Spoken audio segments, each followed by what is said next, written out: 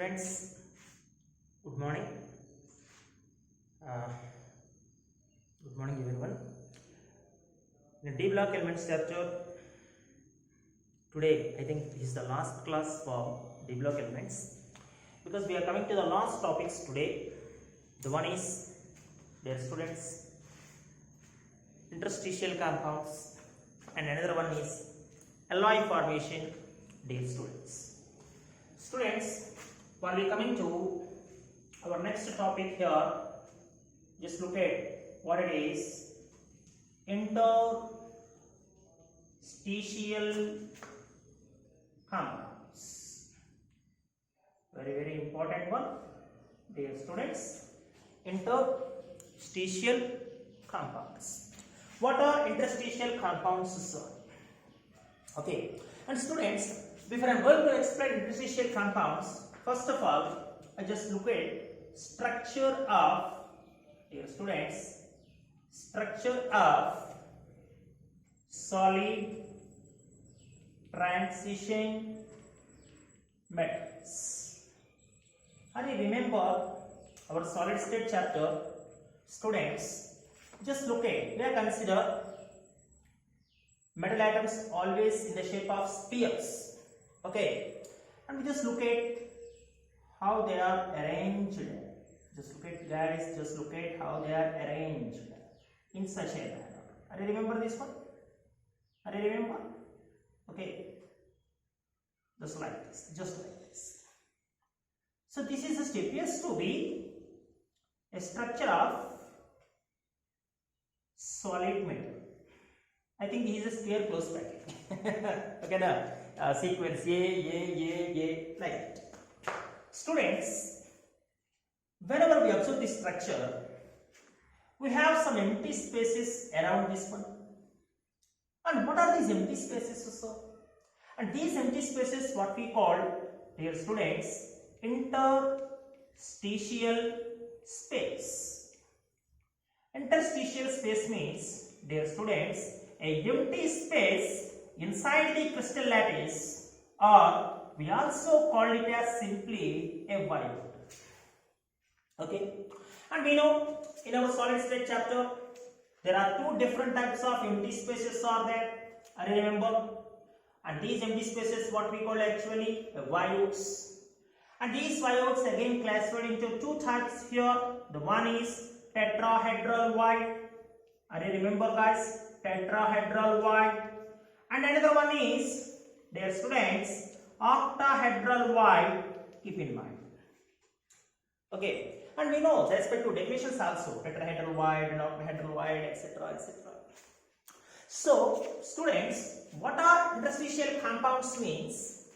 In these empty spaces, in these interstitial spaces, whenever small elements, dear students, small elements, like what sort? Small elements like what?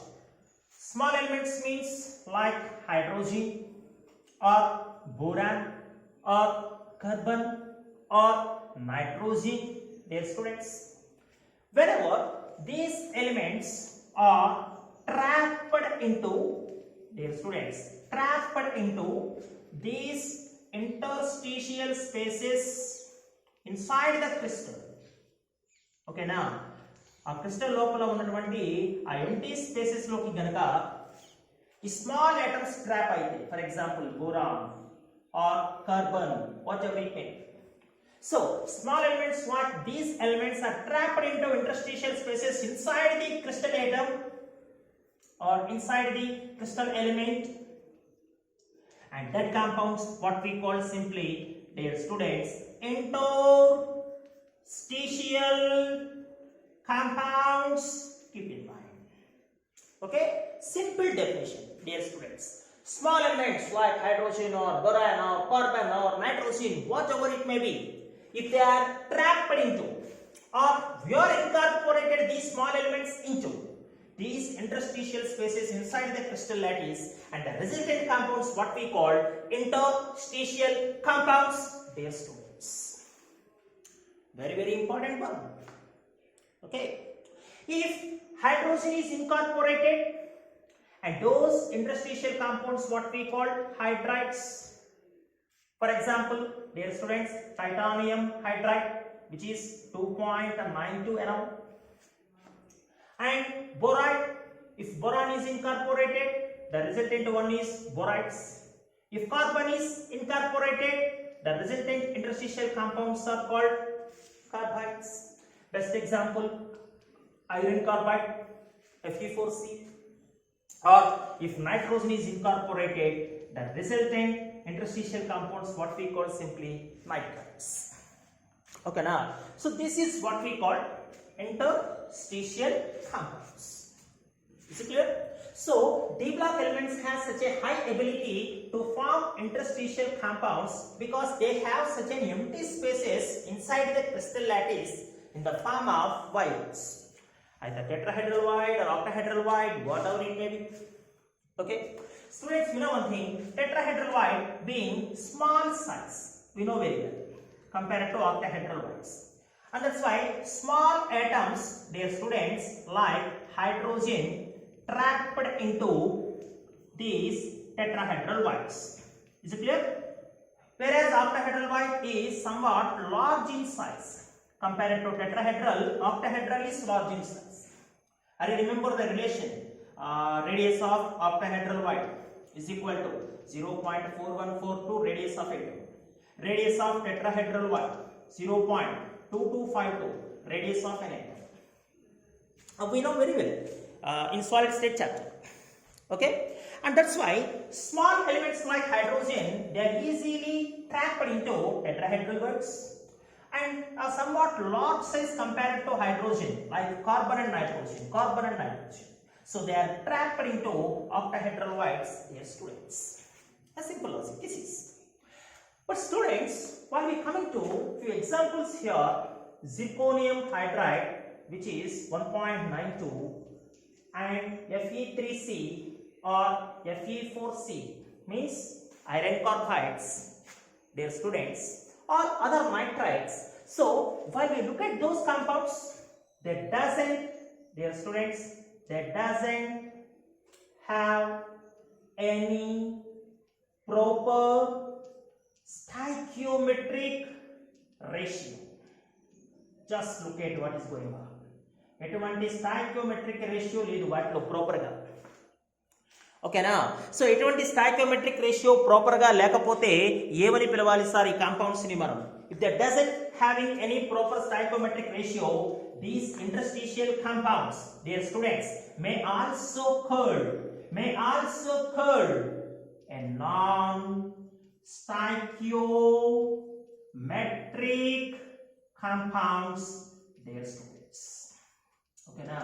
అందువల్ల మనం వీటిని non stoichiometric compounds కింద కూడా మనం వీటిని చూసే అవకాశం ఉంది. Just look at zirconium hydride 1.92. మనం హైడ్రోజన్స్ కాంపౌండ్స్ లోనే చూసాం లాస్ట్ ఇయర్ 11th స్టాండర్డ్ లో. టైప్స్ ఆఫ్ హైడ్రైడ్స్, అరే remember? Covalent hydrides, ionic hydrides, and the third one non stoichiometric hydrides. ఎందుకంటే ఆ స్టాయికియోమెట్రిక్ రేషియో ఫాలో అవ్వదు. ఇప్పుడు ఫర్ ఎగ్జాంపుల్ జిర్కోనియం ని 1 మోల్ హైడ్రోజన్ తో ట్రీట్ చేస్తే మనకి జిర్కోనియం హైడ్రేట్ రావాలి, చేశాను. కానీ 1.92 మాత్రమే బయటకు వస్తుంది. ఇక్కడ రిమైనింగ్ 0.08 ఎక్కడ ట్రాప్ అయింది సార్? రిమైనింగ్ 0.08 ఇంటర్స్టిషియల్ కాంపౌండ్స్ లో ట్రాప్ అయిపోయింది. అంటే మనం ఇనిషియల్ గా తీసుకున్నటువంటి రియాక్టెంట్ యొక్క నెంబర్ ఆఫ్ మోల్స్ కి ప్రొడక్ట్ యొక్క నెంబర్ ఆఫ్ మోల్స్ కి రేషియో బ్యాలెన్స్ కాలా.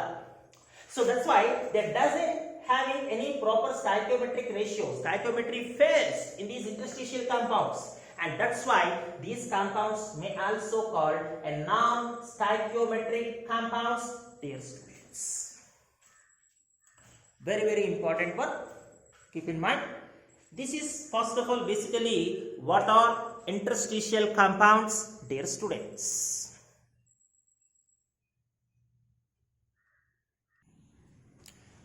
And the most important one, students, this is an inorganic chapter, I remember. Okay, so we are always careful about theoretical bits. Okay, now, and moreover, multiple answer questions. Okay, which of the following statements are correct? Like that. Okay, in that session, the properties of interstitial compounds are very, very important previous bit. Okay, now both in mains and as well as NEET. Students, while we coming to the properties, while we observe one thing, interstitial compounds are, dear students, interstitial compounds are may also called non-stoichiometric compounds because they doesn't have any stoichiometric ratio. Okay, and students, moreover, while we coming to the second important point, while we look at that, in these interstitial compounds, these are appears to be very, very hard than pure metals. Most important one. Pure metals kanna kuda ekkuva hard ga kanipistayi. And you know one thing, in case of borax, and these are very, very hard even than diamond. Just look at. Okay now, so కొన్ని interstitial compounds diamond kanna kuda very, very hard ga unnayi. Why? What is the reason behind that, sir? You just look at students, just look at here. Okay, 4 spheres touch each other. Okay, and we have an empty space.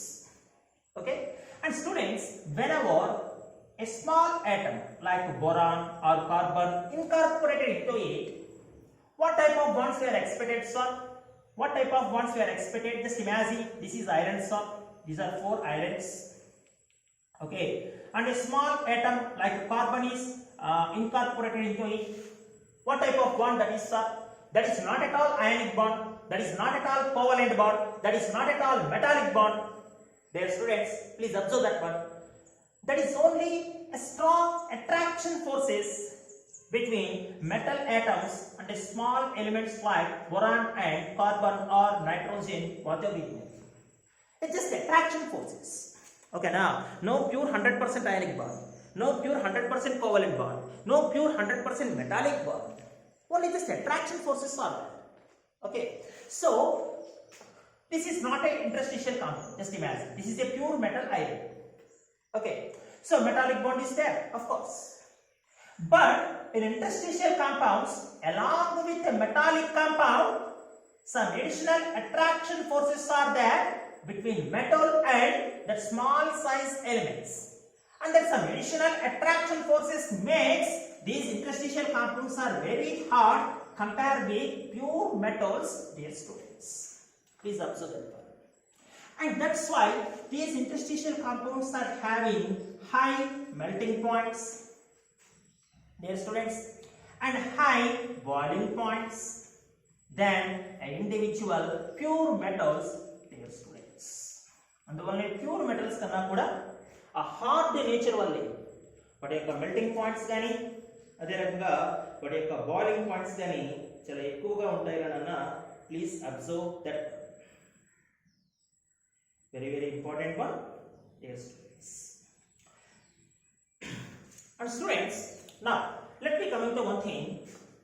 These interstitial compounds, they just retain their chemical, not chemical, electrical and thermal conductivity.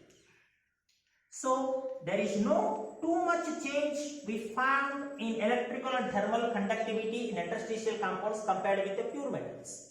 You know why, students? Just look at here. Okay, so this is iron, this is iron, this is iron, this is iron. Iron lose electron here, iron lose electrons here, and these electrons are responsible for conductivity, either electrical conductivity or thermal conductivity, whatever it may be. And the entrance of small elements like carbon or boron doesn't make any too much difference, dear students, in their electrical or thermal conductivity, because the migration of electrons or the movement of electrons, okay now, so doesn't disturb while small elements like carbon or boron entering into interstitial spaces. Okay nana, so ivi enter avadam valla ఆ electrons యొక్క migration కి ఎటువంటి effect ఉండదు. అందువల్లనే interstitial compounds once again retain their electrical and thermal conductivity.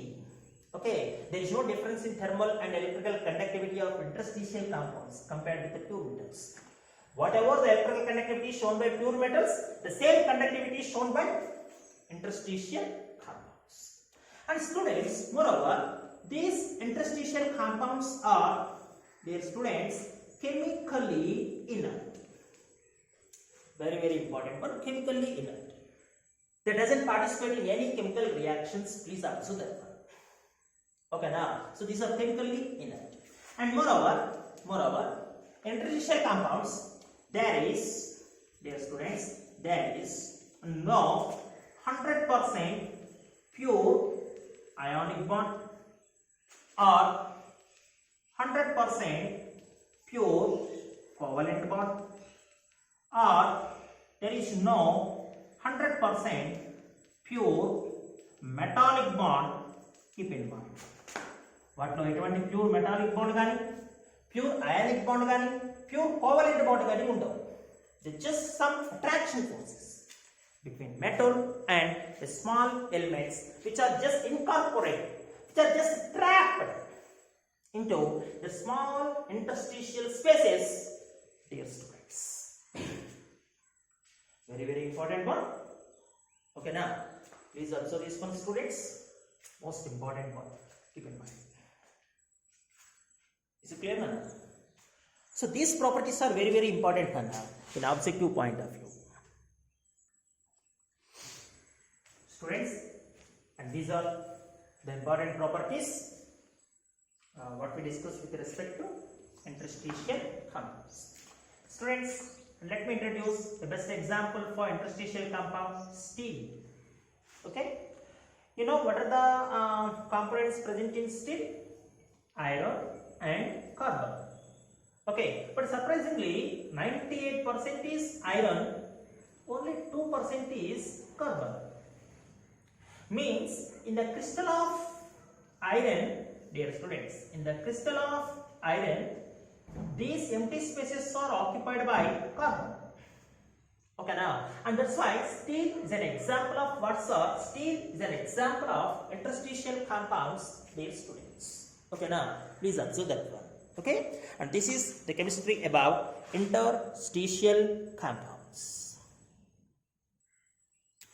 Students, and after the completion of interstitial compounds, we are coming to alloys. Okay, we know alloys very well from your lower classes. Okay, now, the intimate mixture of two or more metals, or a metal and a non-metal intimate mixture. So whatever it is, we simply call them as alloys. Students, now let me write the definition of alloys. It's very clear. So alloy is a mixture of more than, dear students, two metals or a metal and a non-metal in a fixed proportions, and that mixture what we call simply, dear students, alloys. Always fixed proportions. Okay, so that mixture what we call simply alloy. Students, while we come to alloys, please observe one thing here. This is the time we have to differ between what is alloy and what is interstitial compound. Very important one. Before I am going to explain the difference, let me introduce first of all brass. You know, brass is alloy. Brass is made up of what and what, sir? Absolutely copper and zinc, dear students. Here copper almost 60 to 80% and zinc almost 20 to 40%, dear students. Sir, how brass is manufactured, sir? How it is? Just look at, students. Say this is copper crystal. Just imagine copper crystal. Okay. Copper. This is zinc. Dear students, just look at, this is zinc. Okay, now For our convenience, we consider zinc spheres. It is to be like this. Zinc spheres. Okay. So, how it is prepared, sir? It is prepared, dear students, in fusion method. Fusion method means what, sir? Fusion method means, first of all, it is melted and it brings to liquid state. And then it is melted and it is also brings to liquid state. And these two liquids are mixed together. And after condensation, once again they solidify to give brass. Okay. During mixing of these two liquids, just look at what happens. This is copper. Okay. And the next place goes to zinc. Have you got it? And the next place copper. And the next place zinc. And the next place zinc. And the next place copper. And zinc, dear students, and copper. Okay. So, one of the atom in the crystal lattice of copper is replaced by the one of the atom in zinc element, and the resultant mixture what we call alloy. Is it clear? What are interstitial compounds, sir? In interstitial compounds, copper still appears as copper. If some of the elements has occupied these empty spaces, what we call interstitial spaces, and those compounds what we call interstitial compounds. Are you got it? So sometimes some people believes that maybe alloys and interstitial compounds both are same, so like that. But they are not absolutely same. Absolutely, they are not at all same. Because in the crystal lattice of one element, some of the atoms are replaced by other atoms. That's what we call alloy. Whereas within one crystal lattice, those empty spaces, voids, are trapped by some elements, and that compounds what we call interstitial compounds. Is it clear? Okay, now a very important one, students. The difference between alloys and interstitial compounds, most important one. But students, here the thing is, why transition elements are, dear students, why transition elements are having, dear students, such a high ability to form alloys, sir? Enduku sir avi alloys ni easyga form chestayi? Oh, what an universal answer, most important in objective point of view. The one and only reason behind that why transition elements have high ability to form alloys means because they have a very small difference, dear students, in their atomic radius. Just look at what an answer this is. Are you remember variation of atomic radius in 3D series elements? Scandium to chromium little bit decrease, but chromium to copper almost same. Copper to zinc slightly increase. So means what, sir? Means a very small difference, dear students, in their atomic radius, and that's why the position what occupied by copper is easily replaced by zinc. You know why? Just look at zinc replaced. Because copper and zinc are almost having same atomic radius. Is it clear? So that small difference in atomic radii we found only in case of transition elements. Okay, and that is the reason why transition elements have high ability to form alloys. Even F-lock elements are also not having such a high ability to form alloys. You know why? Because in F-lock elements, atomic radius continuously decrease due to poor shielding effect of F orbitals. And that's what we call lanthanide contraction. Are you remember? Okay, so that's why in entire periodic table, transition elements are having only such a high ability to form alloys. Why so? The reason is very clear. Due to very small difference in their atomic radius, dear students. A very important one. The objective point of view, keep in mind. Students, at this section, I am just introduce a few examples of alloys. Okay. Have already given an idea of brass, which is made up of copper and zinc. Okay, copper 60 to 80%, zinc 20 to 40%, and which is used in, dear students, which is used in the manufacture of machinery parts.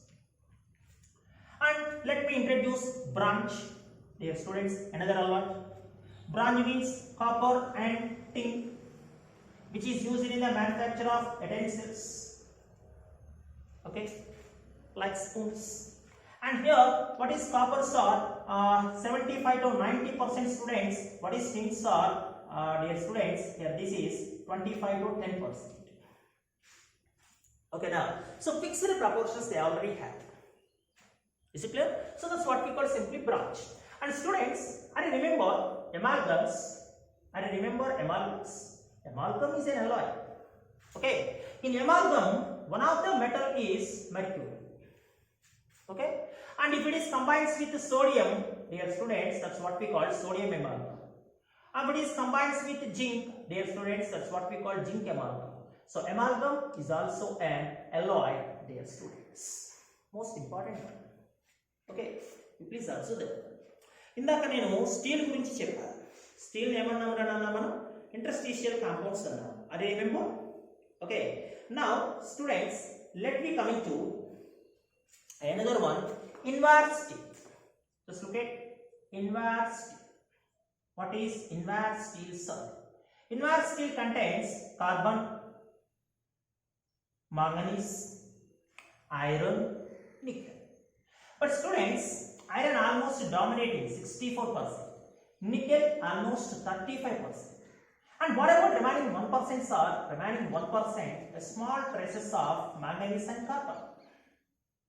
So inward steel appears to be an alloy because this is a fixed proportions of iron and nickel. Whereas steel is an interstitial compound because it contains only iron and carbon. Keep in mind. Carbon occupies the interstitial spaces of iron. That's why steel is an interstitial one. Whereas inward steel, due to having such a fixed proportions, inward steel is an alloy. Are you got it, students? Very, very important one. And students, you know one thing, 24 carats gold. Okay, now 24 carats gold is 100% pure metal. That is not at all alloy. ఓకేనా, ఎందుకంటే అందులోకి ఎటువంటి metals మనకి incorporate అవ్వవు. అదే మనం ఏ 22 carats గోల్డ్కి వచ్చామనుకోనన్నా, here aurum is always from some fixed proportions with either copper or silver, whatever it may. అంటే గోల్డ్ యొక్క వాట్ వి కాల్ ప్యూరిటీ తగ్గిందనమాట. 22 క్యారెట్స్కి పడిపోయింది purity. So 22 carats gold is an alloy, but 24 carats gold is a pure metal. That is not at all alloy. Students, is it clear? So ఈ రకంగా alloys కి సంబంధించిన ఒక టేబుల్ని నేను మీ గ్రూప్లో ప్లేస్ చేస్తాను. మనకి ఎగ్జామినేషన్ పాయింట్ ఆఫ్ వ్యూలో మోస్ట్ ఇంపార్టెంట్ ఏ ఎల్లాయిలో ఏ ప్రపోర్షన్స్ ఉన్నాయి, వాటి యూజ్ ఏంటి. సో దీనికి సంబంధించినటువంటి చార్ట్ ఏదైతే ఉందో ఆ చార్ట్ నేను మీ గ్రూప్లో ప్లేస్ చేస్తాను. మీరు ఒకసారి అబ్జర్వ్ చేయండి, దాన్ని నోట్స్లో రాయండి దాన్ని కూడా students. And this is students the completion of d block elements. And in my next class, we are discussing F block elements, dear students.